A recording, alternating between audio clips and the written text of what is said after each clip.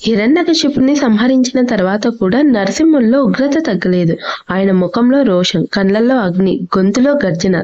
సమస్త లోకాలు వణికిపోయాయి.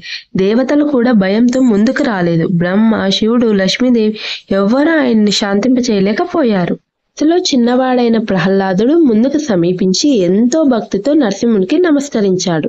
ప్రభు, మీరు నా తండ్రిని సంహరించారు. ఇది ధర్మ పరిరక్షణ కోసం జరిగింది.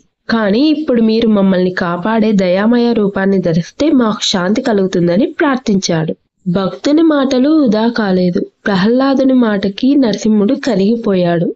నరసింహుడు శాంతించి ప్రహ్లాదుని ఆలింగనం చేసుకున్నాడు. నీ వంశానికి యుగ యుగాల పాటు నా కృప ఉంటుందని ఆశీర్వదించాడు. ఈ విధంగా నరసింహ అవతారం కేవలం సంహారం కోసమే కాదు, భక్తుల రక్షణ కోసం, ప్రేమ కోసం జరిగిన అవతారంగా చరిత్రలో నిలిచింది. వీడియో నచ్చితే లైక్ చేసి మీ అభిప్రాయాన్ని కామెంట్ చేయండి.